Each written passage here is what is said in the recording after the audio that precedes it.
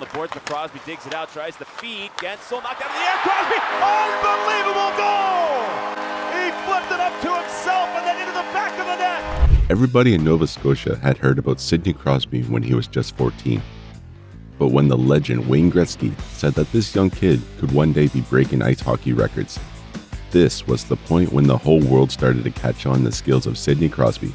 In fact, Wayne said that Crosby would be breaking Wayne's old records in the future. And he did end up doing that. But how good is Sidney Crosby really?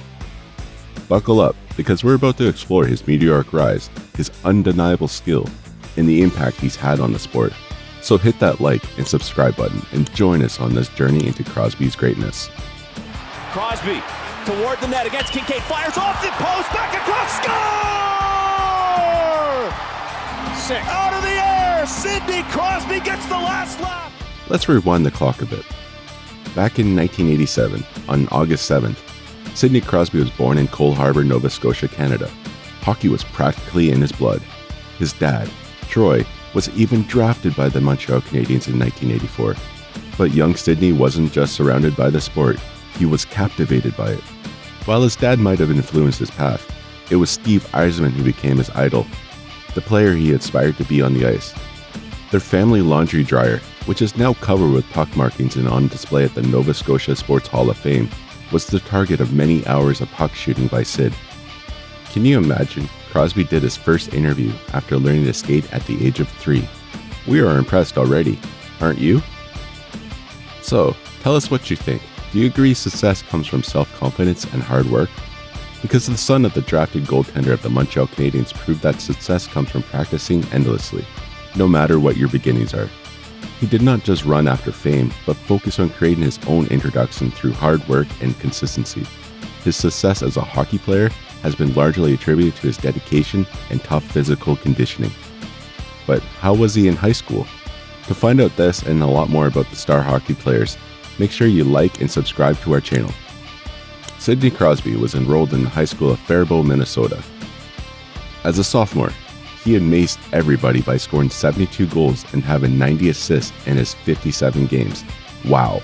And this is how his extraordinary hockey skills gained popularity.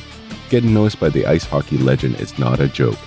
By legend, of course we're talking about none other than Wayne Gretzky. Gretzky speculated that Crosby has all the abilities, that one day he would break his own records. From an early age, Crosby was a hockey phenom. He participated in AAA minor hockey in 2001-2002 with the Nova Scotia Major Midget Hockey League's Dartmouth Subways. He still owns a team records for goals, assists, and points with 193 in 74 games. The next season, he played for Shattuck St. Mary's, a prestigious hockey prep school in Faribault, Minnesota.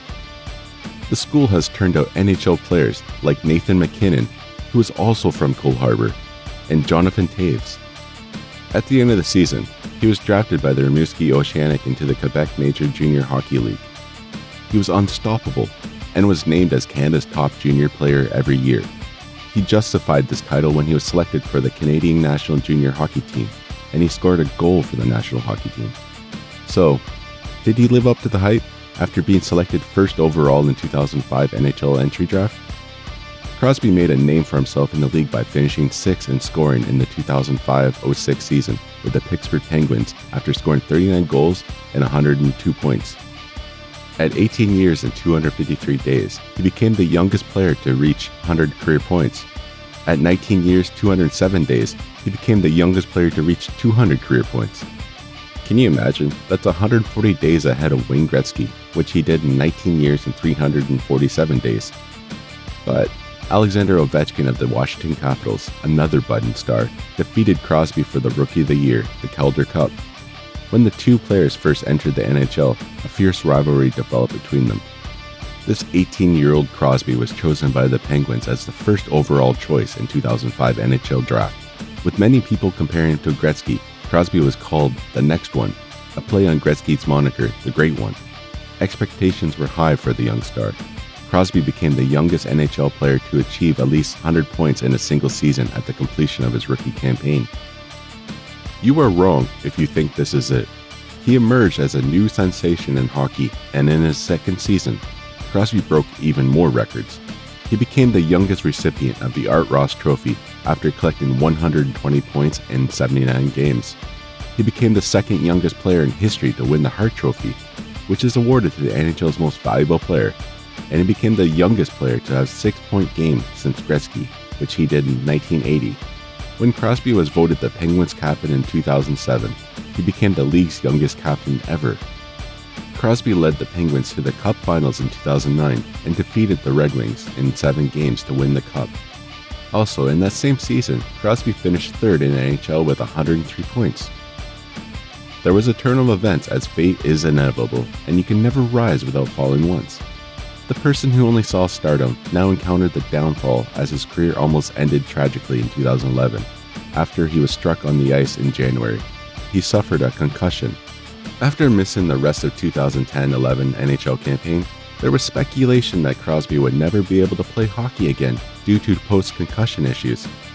Following an extended recovery period, Crosby returned to the Penguins lineup in November 2011, but he was only able to play for 2 weeks before experiencing a recurrence of symptoms similar to a concussion.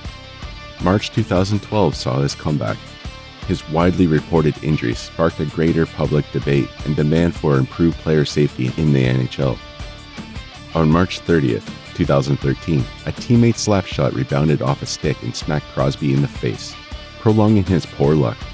10 teeth were broken in the accident, and screws and titanium plates were used by doctors to aid in the healing of the broken jaw. Crosby was forced to miss 1 playoff game, as well as 12 regular season games due to the injury. Do you think these mishaps stopped him? Despite missing 12 games during the lockout-shortened 2012-13 NHL season due to a fractured jaw, Crosby led the league in points per game with 1.56 points per game. But the Boston Bruins blew the top-seeded Penguins out of the tournament the next year in the conference finals, a series in which Crosby did not record a point. After leading the NHL in points 104 in the 2013-14 season, he was awarded his second career Art Ross Trophy and a second Hart Trophy.